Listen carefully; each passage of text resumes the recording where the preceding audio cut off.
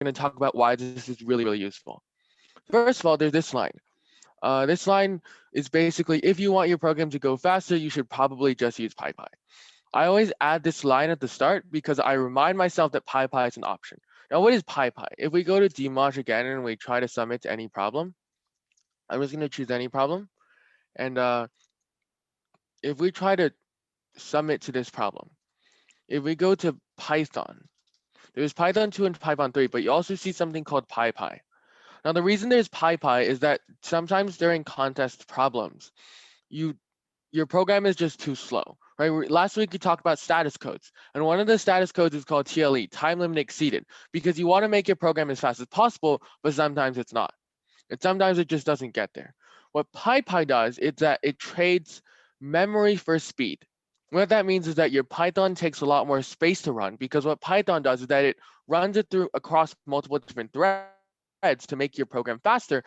The problem is that it takes a lot more memory. So what this first line does is that it reminds you whether or not you want to use PyPy. If your program is fast enough, then definitely don't use PyPy because you're going to have extra memory. But if you don't care about having extra memory, you can switch that for extra time so you can try using PyPy. Usually usually the tip I give is that just try both. Literally just go in here and try both Python 3 and PyPy 3 because you never know which one is going to work. Also, quick note, we're always going to be using Python 3 or PyPy 3 and not Python 2 because Python 3 is almost always faster than Python 2, almost always. Uh, so yeah. Now the next line is import sys. This basically imports something which is used for our next line, which is called input equals sys.stdin.readline. Now, you've probably heard of input, right? What input usually does is that it gets a line of text. But the biggest problem with input is that if you get input in Python, you only get like an entire line. Uh, so like if you get something like if you something you get like a text like equals to um a b something is cool, and you do input. If you do input, you're only going to get something, right? You're never going to, let me make this bigger, yeah. You're never going to get is cool because input only strips the first line and it uses a space as a delimiter. But with readline, you're always getting this long line, right? And now let's look at the next two. First of all let's explain GS first because GS is more simple. What GS does is that it's a lambda, which means it's a expression that you can use multiple times. Then it will take the input, it will split it, so it will strip out the top and bottom, and then you'll split it by the space. Actually, technically, you need dot strip, but usually they don't have leading or ending spaces, so you don't have to worry. And then you list, which means you convert that into a list. And then what you can do is that you can parse it. So by parsing that, I mean basically use a list comprehend like an A/B. You unpack the list. Yes, that's what it's called. You unpack your list to get the values. Same thing for ints. Now let's look at this in action. We're going to sum it to an actual problem now. We're going to sum it to an actual problem. So how do we sum it to a plus b in Python 3? So first of all, we're going to use this lambda. So we're just going to copy everything here, right? And what we're going to do is that we're going to use the GI method. So first of all, let's look at the problem again. In a plus b, you're given n numbers. So first of all, you get n equals to input because n equals to GI. Now what this means is that you're even though you're only getting one number and you're splitting it, GI basically means that you're getting a lot of integers from this row. And the next thing you're going to do is that for I in range n, you're now going to get two more numbers. You're going to get AB equal to GI. Now let me explain what this means. GI takes the input of two numbers, parses it by a space, and returns it back to you. And the int map here means that you're parsing both of them into an int. And then the lambda basically lets you split that into a list and unpack it into two different variables. And then you're going to print A plus B. I'm going to explain this again, if this works. Oh, wait, no, it's type error. I'm smart. Wait, let me debug this. Uh, Wait, how do I resum it? All right, so let me debug this really quick. So first of all, yeah, you can learn how to debug a program too. So the first thing we had to figure out while debugging, I'm just going to do this in like 3 seconds, how to debug this is that you would try to figure out the lambda. I think it's a lambda that's wrong, if I'm not mistaken. So you basically go, oh yeah. Okay, this works. Right, yes, I'm smart. Right, so that should work. Okay, so what I was doing wrong there is that if you have more than one line, you just have to do an input, right? So what input does is, what I'm doing here is that I'm taking one letter, right? I'm taking one number, and then for each of the other numbers, I'm taking each number, I'm parsing it, and then I'm splitting it, right? So what this does now perfectly is that you now have a way to get one number. You have a way to get two numbers, and you have a way to get multiple numbers. So this should be really great for you if you want to do any type of problem that requires input. This takes care of any input. If you want to do if you want to take in multiple numbers, use GI. If you want to take in one number, do an input. GS takes in multiple strings, and if you want to just take one string, that's fine too. Remove this line, and then instead of writing like input.split, just write std in sys.stdin.readline.split, right? Because the only way you can split a line is if you take in the entire line. Are there any questions? Oh, iron range and if n is list. Oh right, yeah. Yes,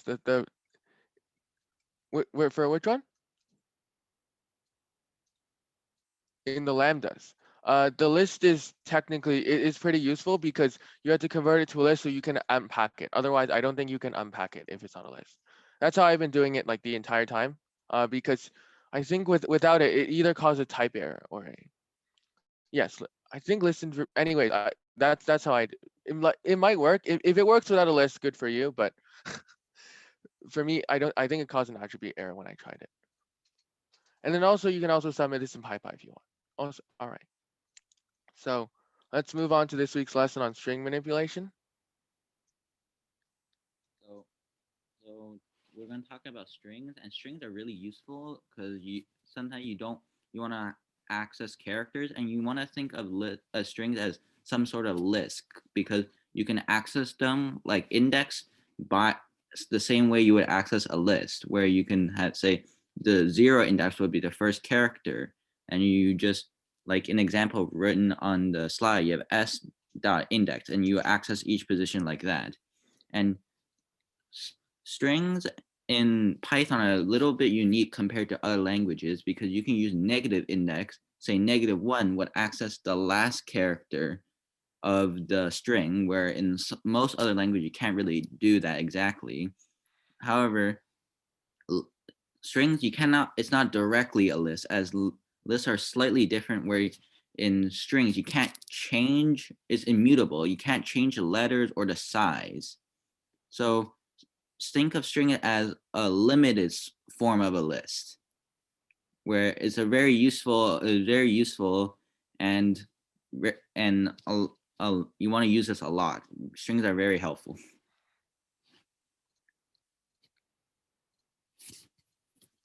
So we have now we want to talk something about substring, which is just a part of the original string. Say you have here Minecraft. A substring in Minecraft would be Minecraft raft, or NECRA, as you can see, as just a consecutive part of the string. And you'll often be using this to extrapolate data from strings. Say if there's a number within the string you need to get, you can use that and get a substring of the original one to convert into an integer.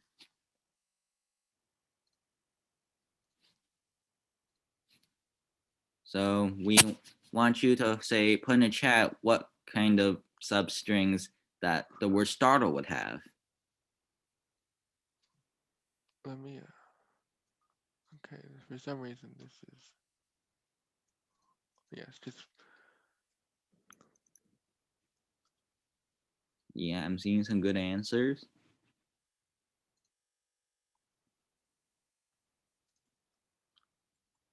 All right. I think you guys get how the substrings really work.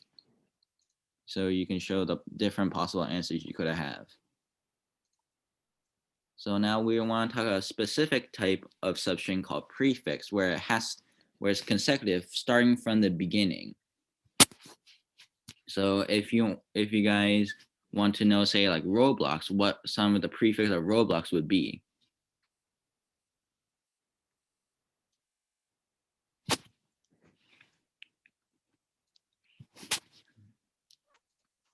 So, oh, see, I see an answer where it says blocks, BLOX, where we see a prefix, right? It has to start from the beginning. Can't start from the middle of the string.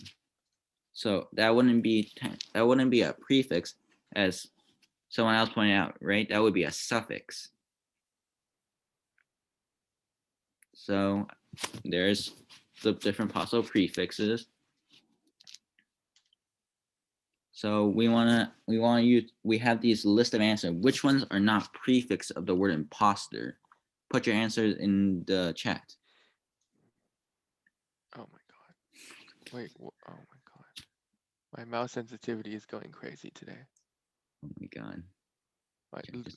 Yes, my mouse sensitivity is insane.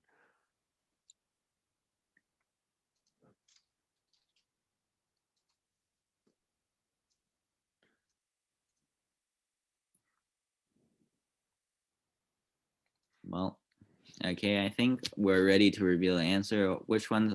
So let's show which ones aren't the prefix of imposter. Yes, the ones that aren't a prefix of imposter are post, because POSD is in the middle, and then the other one that, and then the other one is, oh wait, did the other one get deleted? No, the other one's imps, because All right, yeah, true. not in imposter. Okay, You're missing. I think the slide with the answers got deleted Oh, by a certain someone. oops. Well, now we want to talk about what's essentially related to prefix, but in the opposite manner, which is suffix, where substring, where it has the end, it has the end of the string. It goes all the way till the end of the string. Like suffix of Trump. Great example. So now we want you to figure out which one is not the suffix of crewmate.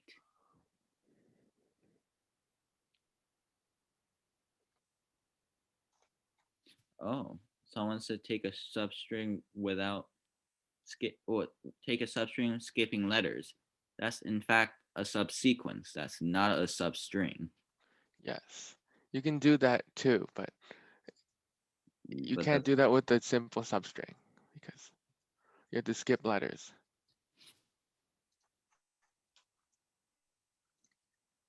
So, okay, I think.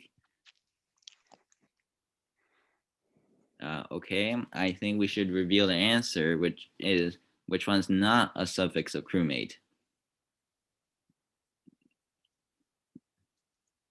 So the not suffix is mat, mat. Yes.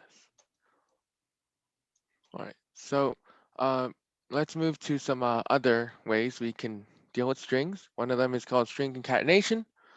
So strings can be added together using plus. If you want one string and two strings, you can add them together.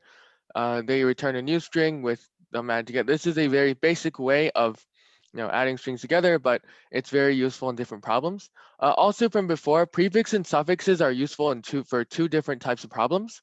The first type of problem is when you're asked to find substrings of a string, but you can actually work from the front and from the back. So sometimes there are string problems where you have to work from both sides, which is when you start taking suffixes up to the left and to the right. There's also a special way of taking prefixes and suffixes. Does someone want to demonstrate how to? You can take but you can take a regex too. But do you want to demonstrate how to take a substring just only from the suffix?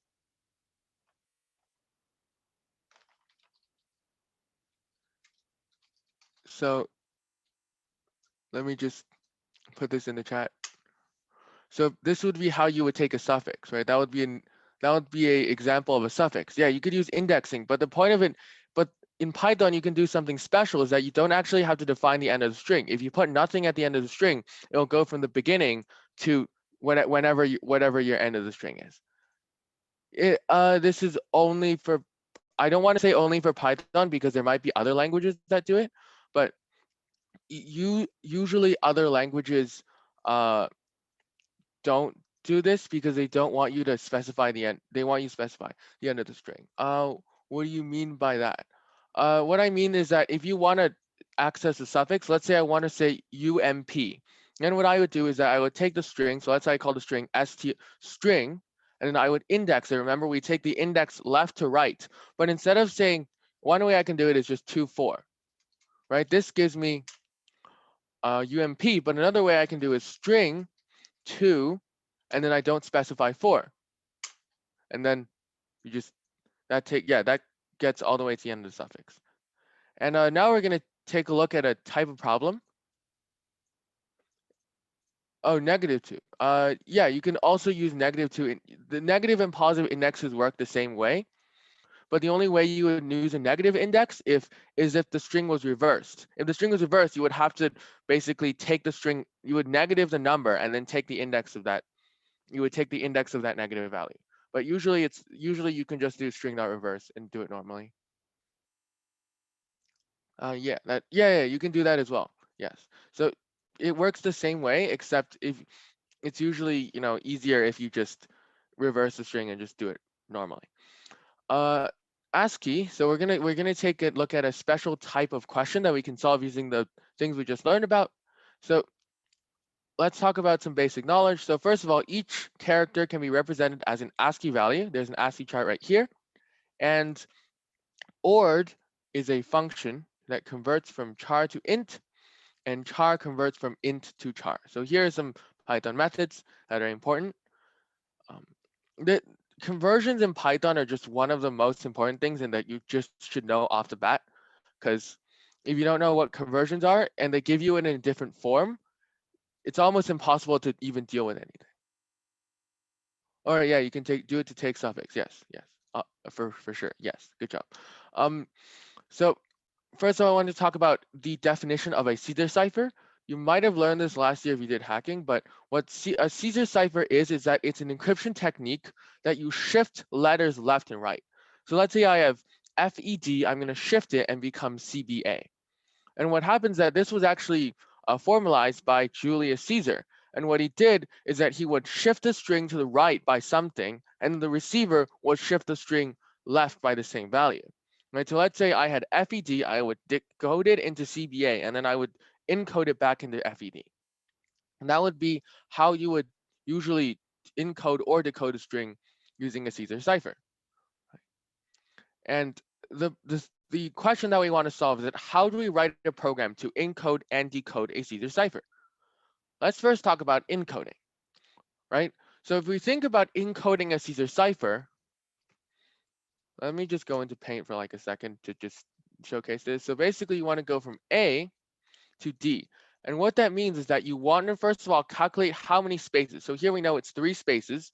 And then from D, we need to go -3 spaces to get back to A, right? Because we know that the alphabet is A, B, C, D, right? So if we go from here to here, we have to go back, right? So first of all, what we have to know is that we have to know how to calculate this value 3. And second of all, how to move this A, how to get this character from A to D. So what we need are the 2 functions here. We need the ORD function to get the ASCII value of each character, right? Because otherwise we can't move from A to D.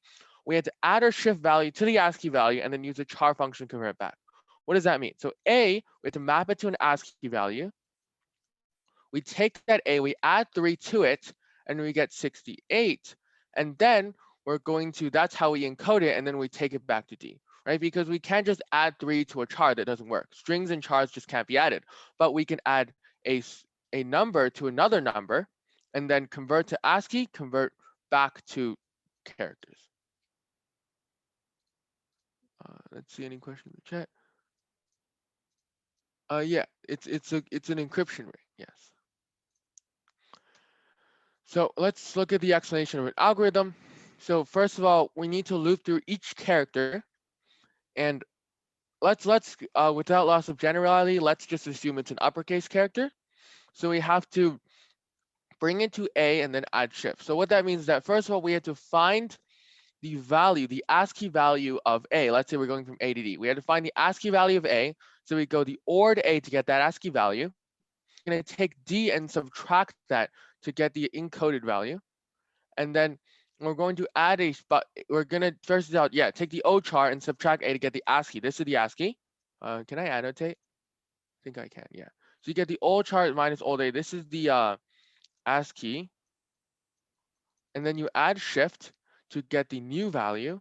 You mod it by 26 because actually this should be shift mod 26 because you should mod shift by 26 to get how much you actually had to shift.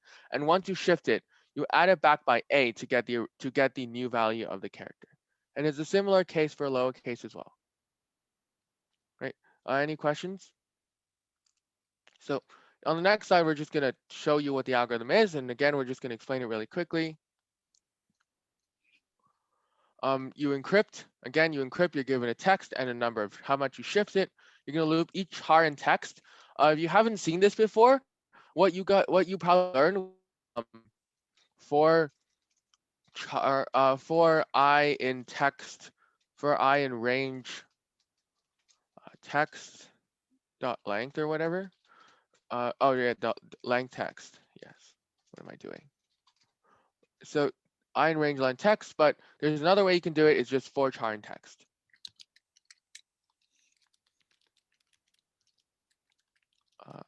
Oh right, yeah. There's an. Oh yeah, this should be indented. Indent properly. That's not too much a problem. You can probably figure out that error pretty quickly. All right, and then you have the result that should be indented. You know what? Just for you, we're just gonna indent it right now. Or wait, can I? Yeah. Oh my god. We're just gonna indent it right now. All right, so then what we're gonna do is we're gonna loop through each character in the text, and we're gonna see if it's an uppercase. Is upper basically tells it if it's an uppercase. You first of all, you do character of or char plus s minus 65, which is what we talked about. Get the ASCII value mod 26, and then we add it back to the value. Same thing if it's a lowercase. We have to differentiate between uppercase and lowercase because uppercase and lowercase letters have different ASCII values. A is actually 65. And uppercase, oh wait, no. Uppercase A is 65, which is, 65. I was right. What am I doing? And then lowercase a is 97. All right. I expected an indented block. Yes, he is What is S? Okay. S is basically the number of times you have to shift, like the number of places you have to shift. Let's say you have A and you want to shift to D, you're going to shift by 3 places. So S is going to be equal to 3. Any other questions? What is S dot upper? Oh, Matthew, do you want to answer that? Oh, okay. So is upper is a function that would just basically tell based on what char we have, whether it's an uppercase letter or a lowercase letter. Yeah. Do you specify what S is? For instance, S equals to 3. Yes. Do you mean by when we call it? When we call the function, what we're going to do is that we're going to do encrypt. And let's say we want a text, right? Remember, we wanted to shift ABC by 3. So we're going to encrypt ABC and then by 3. And we also have to, and then, encrypt, that's how you would call it. And then what you would do, like if you actually wanted to return it, is that if you would do like answer equals to encrypt that. Because encrypt returns a string. If you wanted to keep it, then you can do that. If you wanted to print it, you can just print this value. But what you would do is that you would specify a text and a string. This is called a function, by the way. A function basically takes an input and it returns an output. So what this does is that basically it takes in a text and a number, which is how much you want to shift it, and then returns a result, which is the final answer, which we can either keep in a variable for later use, or we can return it. All right. Let's look at any other questions in the chat. No problem. Is there no? It says S at upper.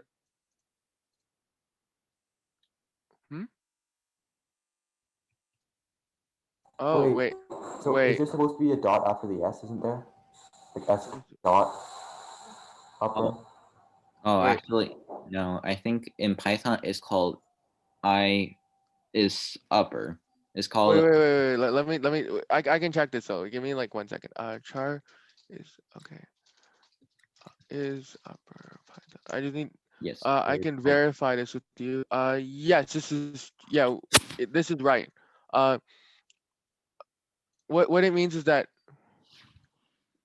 it's yeah. It is upper because y it's asking if it's an uppercase letter. Yeah. So it is upper. But don't worry. Don't. You can ask any other questions though. Don't worry if you're wrong. Everybody makes mistakes anyhow. Um, is upper returns the uppercase version of the string, doesn't it? Yes, yes. Upper is the other one. We'll just quickly talk about what Martin said. Uh, upper basically does that if you have like ABC, you just convert it to ABC. But is upper basically ask if it's an uppercase. It's different because it's a Boolean variable, which means like it asks something of whether something is true or false, instead of just giving something a value. Okay, so if you want to, I have no idea why this is this color. You cannot see this. You cannot see this. Literally cannot see this color. All right. Okay, so try to write your own decoder to decode the secret decode the message. secret message. And I will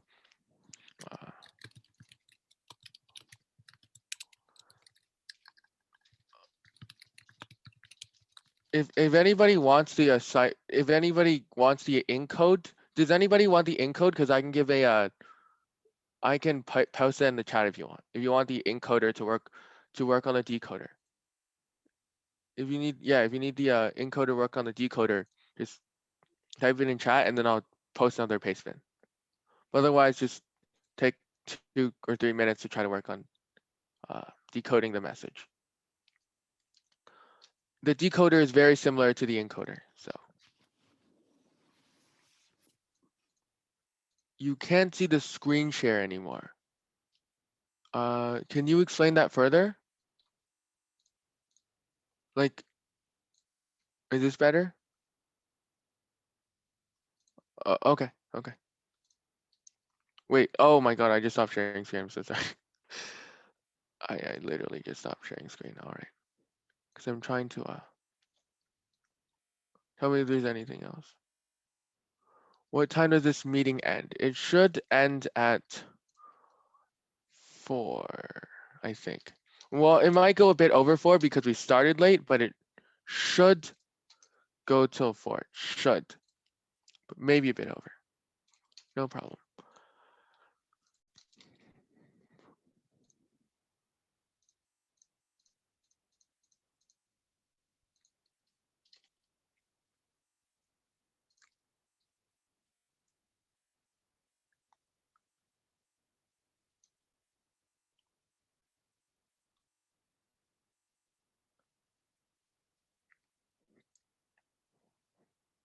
It's gone again. Oh no. Is it gone again? Yes, Martin is having problems. Oh, okay, it's back again. I have no idea what I did. That time I didn't do anything, but all right, if it's there for you now, then that's great. We can move on anyway, so it shouldn't matter. Oh yeah, that might be true. Okay, then Yeah. I'll just try to like update, like do something. Okay, so for those of you who want to figure it out, basically you can actually the hint is that you can literally use the encoder to decode. Right, so we're going to talk about how we can use the encoder to decode itself. It's actually a type of reverse. If you learned hacking, it's also a type of reverse engineering, which is using what the opponent is trying to use as a machine for yourself. Right. So, how does that work? Let me make my thing bigger because I don't think I can. All right, so here's the answer first. It is shifted by, okay, this is bigger. So it's shifted by 13 letters, and it's called ROT13 encryption, right? So the message was, what does the fox say, if you're wondering. So how do we use our encryptor to decrypt a letter? First of all, let's think about this, right? If we have A going to D, is it possible for us to just go back to A? Well, yes, because if you think about it, it's literally a circle. So if I go from A to D, technically, I can technically just go all the way back to A. Shouldn't that be possible too? Right? So I should be able to do that. And let's see, how much, what do I have to do to shift D back to A? Well, from A to D, I have 3. I have to shift 3. And this whole thing is 26. So wouldn't this just mean 23? Because if you think about it, the way you shift D to A is you go back 3. But going back is the same thing as going forward. So you can go forward by a certain amount. So which means now that you don't actually need a decoder. All you have to do to decode a message is to take your encoder and decode it by 26 minus that. So let's say I wanted to decode D equals, I wanted to have DEF and I wanted to decode that. I would say decode, I would say encode, right? Because it's the same method. I don't need an extra method. But what I do now is that I'm gonna encode this by 26 minus whatever your shift is. Right, and now once you shift that, you can actually shift it back to whatever value you want. Wait, how do we find the shift? The shift. Like, how do we find the 13 letters? Oh, how do you find the shift? I was talking like if you knew the encryption and you wanted to decrypt it, because usually because usually in a ROT13 encryption, you're usually the person that has to encrypt to decrypt the message, and you know the key, right? If I know the key, and see I'm giving a message to Matthew, I know the key and he also knows the key. So if Matthew gives me the key of 3 to decode it, I just do 26 minus 3. But you actually, who is that? Who is that again? R, right? Yeah. You mentioned a very good point, which is what if I don't know what it is, right? Like, what if you're trying to hack it? What if I have no idea what the key is and I want to get it? Talk about how we do that. We're actually going to use a special program to do it. If I can find it here, let me quickly find it in my crazy list of tabs. All right, it should be here. Okay, it's here. Let me unpause. So what you could use is that you can actually just use a Python program and encode it, but I'm just going to, as a concept, I'm going to show you how to do it without any coding. So first of all, this is called a plain text ciphertext decoder, right? So you have a string here and you have a decoder here. The point of this is that because you have no idea what it is, you're going to try all of them because you have no idea what might come out of this. So you're going to try every single possible mapping, right? So let's say DEF, I don't know what it's going to be. So I'm going to shift it by 1 and then by 2 and then by 3. So you can actually do in Python is you can do a loop. So for I in range, let's say 26, shift it by I. And how it looks like, I just want to show you what the concept looks like here, is that you would basically shift it the first time, nothing, the second time, nothing, the third time, nothing. You keep shifting it until you get to ROT13, and then you would realize that this is now English. So the only way, the best way to attack it is called a brute force attack, where you just try every single possible thing by using a loop. Yeah. So that's how you would get it if you don't know. And if you do know, that's great because you only have to shift it once. All right. So now let's quickly move on and we'll talk about some problems really quickly. We'll talk about some solution sketches, some problems. We'll talk about them if we get to them. For now, I just wanted to finish a lesson and then we'll talk about problems. So finally, here are some built-in string methods. Now, if you ever see a string manipulation on a CCC, it's going to be very apparent to you because you're going to see that you're given strings, right? So it's first of all, when you see a problem or any CCC problem in general, first of all, you have to categorize it, right? What type of problem it is.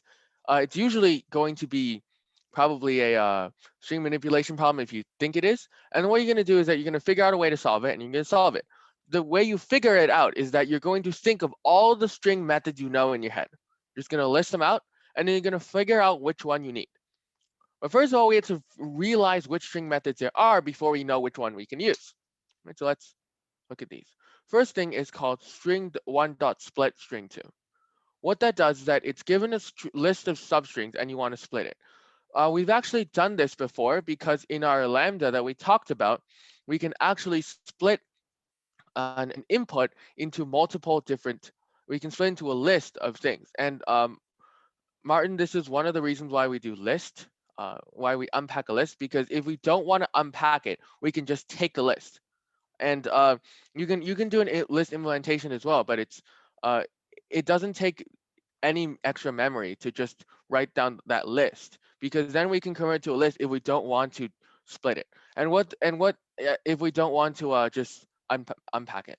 So what split does is that it parses it by a delimiter. The delimiter in this case would be whatever you want it to be. So let's say it's a space, right? If you wanted to split it by space, you would just split space. Split nothing also defaulted to space, but I like just doing space because I know what it does. If you split it by A, let me just show you what this looks like. If you split it by A, it's going to split by every single A. So this is going to be what it looks like. It's going to take every single delimiter of A, delete it, and then split the rest of this into sections. And here's the same thing. It's going to split it by the delimiter. So it's going to delete all these delimiters, and it's going to split this into 3 different things. Right, 647, 990, 8988. This is not a phone number. Don't try to call this. It's a random phone number, so just keep that in mind. So this is very, very useful in 2 different types of problems. If you see that you have to get input of multiple strings, you have to use split. Because if you get space separated integers or space separated strings, the best and probably the only viable option is to split it. The other reason why you need to split is that sometimes you have a large string, a large sentence, but you want to split into each individual word and edit each word. In that case, you also need to split it, but this time don't unpack it.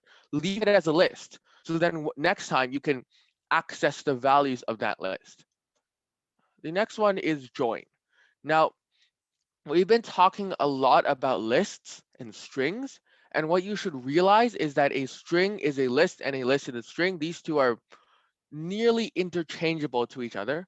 If you have any string, you can change that into a list, and if you have any list, you can change that into a string. And the way I remember this is that I go string, right? And the way I change a string to a list is that I split it. I string split into a list, and I join into a string. That's how I remember it. So SS. I split the string and I join the list. If I join the list, I get a string, and if I split the string, I get a list. So depending on the type of problem, you have to realize, do I need a string or a list? And they might look very similar to you, the string and the list, but on contest, it's very different. Because if you tackle a problem with a list when you're supposed to use a string, you're gonna have a lot of problems that are really unneeded if you just use the right data structure. So make sure use a list or a string. If they usually will give you a different type than what you want. So make sure to either split the string or join the list to get whatever value you want, and then deal with that. So the way you join a list is that you take a list, whatever list. So you go list dot join, and you can either join with nothing. So you can just take it, literally just take it and just join it by nothing. Or you can do list.join, and you can take it by a space, right? This is just denoting an empty space, but in actual Python, you would do this. Um, quick question. Yes? So if you for the last example on the last slide, there was something about the apple, um, right, with the A. Okay, If let you me go join back A, to this one? yeah, so the I love apples. Okay. So the I love apples, yeah. So if you say A to bring, what's stopping it from putting the A like in front of the L, not the P? What's Sorry, could you repeat that? What's stopping you from Like, when you're splitting it by if A, you, right? When you're yeah, splitting but by then when A, you're joining it back, how does the A yeah, when you disappears when you're split it, I joining get it back. how I get, When you join it, you take this part and you take this part, which means you concat it. So and you I put the A in love between. PPLES, right? That's what's going to happen if you do nothing. But what you can do is that you can do join A, and what that does is that it puts A between any two list elements. So you have I love space A PPLS. Yes. Oh, God. Right? Because it puts it between these, and there's no space between anything, right? So it's just I love, and then you put an A and then PPLES. Do you get it now?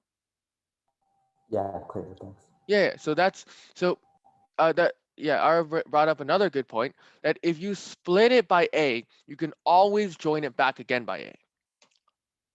So don't worry if you took out a delimiter. If you split it by a delimiter, no worries. You can always add it back later. All right. I stop sharing my screen. I want to trying to unpause. All right. So next one we have is upper, lower, title, and swap case. So these are what I like to call sketchy methods, because the reason they're not sketchy at all. The reason I do that is because these are kind of methods where you can kind of cheat because you don't actually have to implement them. Usually with upper, you would have to implement like actually making every single character in uppercase, but you can literally just take this and do upper. So I like to call these sketchy methods, but they're not sketchy at all, and you can call them whatever you want. But the reason for that is that you can actually do a lot of cool things with this. Like string.title is completely just broken. You can take any list and take every the first element of every single string and make it uppercase. It's broken because a lot of CC problems need stuff like title or upper or lower. Where in other languages you would need like a transformation and a string stream, or in Java you would need like conversions. You would need like in a different type. Here, there's literally nothing. You just do upper or lower. And there isn't that much to say either because you know what's going to come out, right? It's going to take every single alphabet letter and it's going to convert it to an uppercase. It's going to take this one, lower is going to take everyone and convert it lowercase. This is going to take the beginning by the letter for each word. The delimiter has to be a space. If the delimiter isn't a space, it won't work. And it's going to take the first letter after each space, and it's going to make it uppercase. And swap case converts every uppercase letter to a lowercase letter and vice versa. Swap case is what people use when they are trying to be sarcastic. If you want to practice, here's a problem that you can try. I'll post a link in the chat if you want to try it. And this is a common example of a swap case problem. Yeah, clear all drawings. And what you basically do is that you take any string, you literally just swap case it. You swap case it, and it's just a one line. All you do is that you take every string and you do swap case on it, because then it converts it into a string with uppercase, lowercase, uppercase, lowercase. You can yeah, uppercase, it just does this for you. If you want it, you can also implement it yourself if you want. Just write a program that takes every odd number one and makes it uppercase. The reason I wanted to actually showcase this though is that the CC problem, this one will probably be a J2 or a J3. And this would be very, very easy and template if you know what strings are. I mean, it'll be probably close to a J2, yeah. But it would be really, really easy to solve the first two problems on Junior, like 100% if you understand what all the built-in string methods are. Just tested title works with new line. Yeah. Yes. Oh, title works. Oh, title. Oh, I thought you meant swap case. Title, yeah. Yes.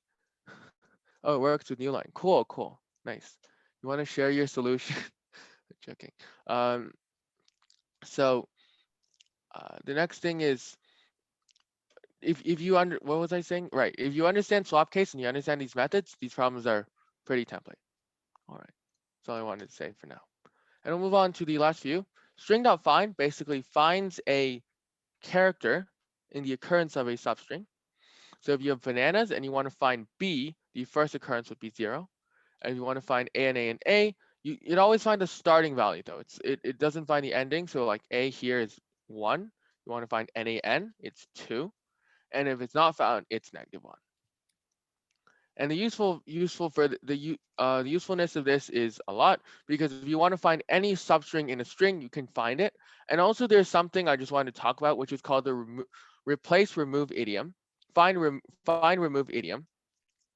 It's a very commonly used idiom when you're doing string problems. And what it just does is that, let's say you wanted to delete every single occurrence of a string.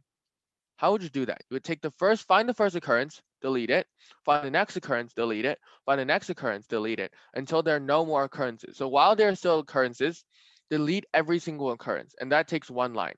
And it's a special method called the delete remove idiom, which actually stems from substring, because you can stems from find, because you can find a substring and then delete it, and then find another substring, delete it. This also comes up a lot on CC, and it's usually combined with some other string method. String.replace. This is also very cool, because you replace every occurrence of string 1 with string 2. What that means that if you look here, let's look at this one. ABA, you replace ABA with C. So you first find each ABA and you replace it with C. And this is what I was talking about. The find remove idiom is also the replace idiom, because replace transcends the transcends find, because you no longer technically need find. And if you're replacing anything, you no longer need find, right? Remember I talked about finding each occurrence and deleting it. You no longer need to do that. You still need to understand it, but you no longer need to do it because you have replace. And replace does exactly what I just talked about with the remove idiom, in which it finds every single place where string 1 exists, it deletes it, and replaces it with string 2. That's replace. Quick question. Yes. So ABA, if you replace it with C, there's also a second ABA. Like you can say like there's AB and then ABA after that. Okay. Will it always replace the first one? Yes. Like So what it okay. let me just explain it again. So what you would do is that you would take it would always take the first occurrence of ABA. Remember we talked about the remove replace idiom. The find replace idiom is where it would find the first one, delete it, and then find the next one, then delete it, right? Or replace it. In this case, it wouldn't be delete. It would just be like replace it, right? So first of all, it would find the first occurrence of ABA, which is here. It would replace it with C. It would get BA. And now it would say, is there ABA? Well, there isn't, so we're done, right? We only have to replace as many as there are.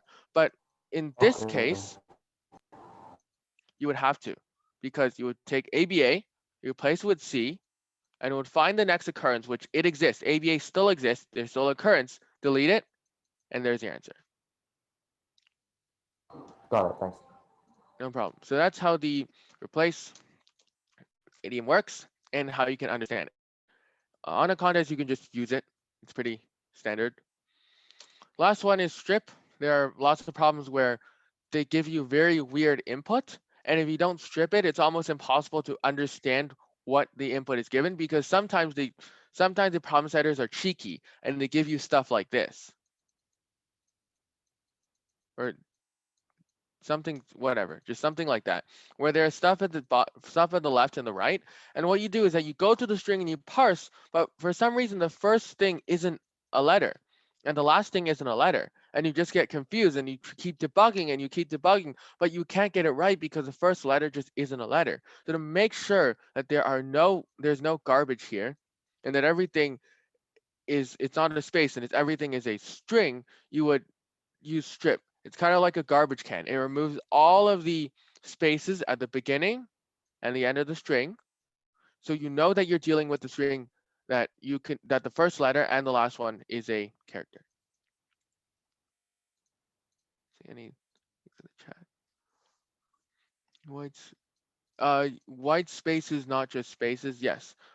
White spaces count for more, but usually it's just spaces, because contests usually don't give you like other stuff. Usually we just have to worry about spaces in contests, but you're right, because sometimes if we're writing other programs like projects, you have to worry about other types of white space, but just have to worry about spaces usually. And the last thing is length. This is pretty self-explanatory. You find the length of the string. All characters are included, even spaces are white space, as Ryan said. And that's the end of the lesson. So technically the lesson's over, and we'll quickly explain some problems and how you can use string methods to solve them. Let's first of all go back to a cipher problem. This is the first problem I want to talk about, which I want to talk about the solution sketch for, which is the ROT13 encryption. Look in the chat first. You can post a slideshow on Google Classroom. Oh, yes, this will be yes. posted hopefully. I will post it later after the meeting. Yeah. Oh, before I go on, are there any questions? Answer any questions right now.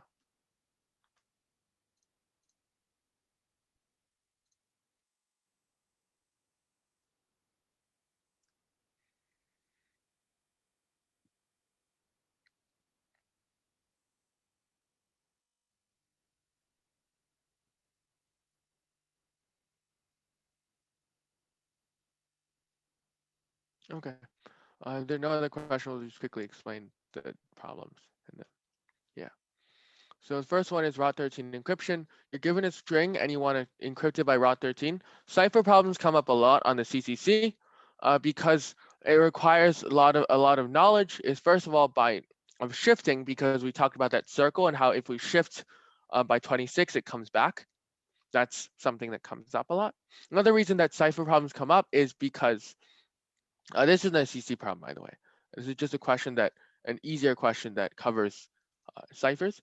And another reason that ciphers sometimes come up in CC is that they want to test if you can manipulate strings well without going into too much detail, right? Like you don't have to go into every single char and do this advanced formula, because it's not too hard. All you do is you just convert every character, shift it, and then you convert it back. Right, so over here, it's a ROT13. So this is exactly what we have to do. We have to, we have to decode a ROT13. And also it says that property encryption and decryption are the same function, right? We talked about how if we do A, we can just do 26 minus A. And we run it through, if we want to just run it through the ROT13 function, it's pretty easy. All we have to do is that we have to write exactly our encrypt function, but then for our text, we put whatever text in here, and then we get 13. And to get the string, all you have to do is just input to read the entire line. And you don't need to split it because it's a list and you don't need to do anything with it. So you're just going to unpack it into a string. And there's also another one, which is called Big Bang Secrets. This is actually a CCC problem. The only difference here is that every character has to be shifted by a different amount. And how would you shift each character by a different amount? Well, you would just change the shift value, because your shift value is 3 times your 3p plus k, which is 3 times parameter of p and then plus your k. So basically what you would do is you would calculate p and k at each step, figure out what they are, and then shift them at each value. The last one I talk about is this one, simple encryption. This one is a bit harder. I'm not going to go too much into it, but this is it's a letter shift question. If you want to try this, it's a bit harder.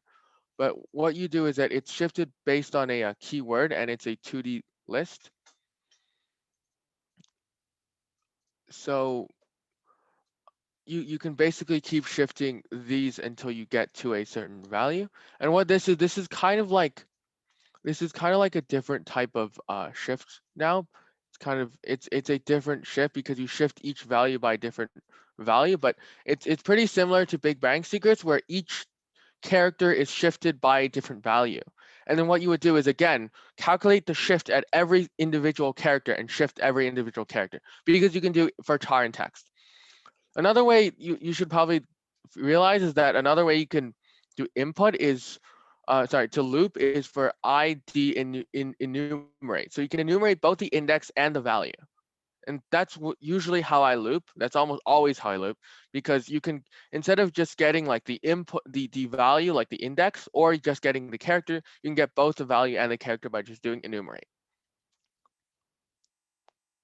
And last one, here's some other questions that came up on the CCC. We have cyclic shifts. This was on the CCC. And what you had to do is that you would realize if a string is a cyclic shift of another string. Right.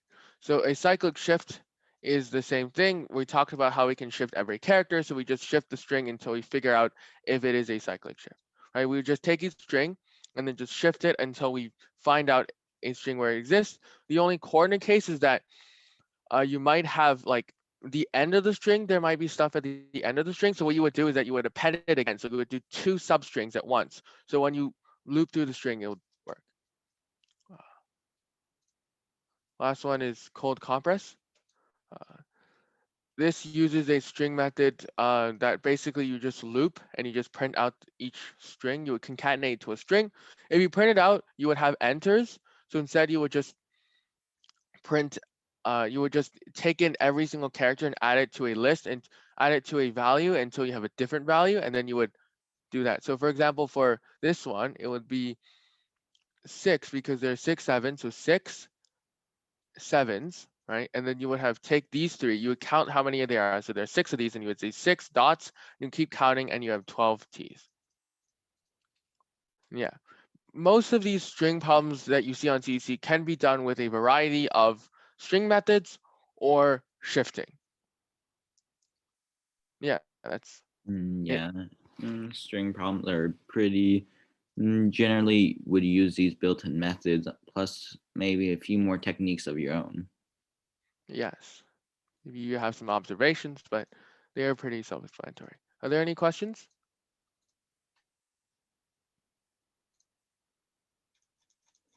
If not, No question, then I guess you can yeah, you can leave because we are done. go back to the main room. Yes, because we are done. Thank you for coming, everybody. Hope to see you next time. See you next week. See you next week. Bye. Bye. Yeah, and the slides will be posted. And Yes, hopefully, and this meeting as well. Yeah. we'll be posting it, and I guess we'll upload this to YouTube. Yeah. Okay. Okay.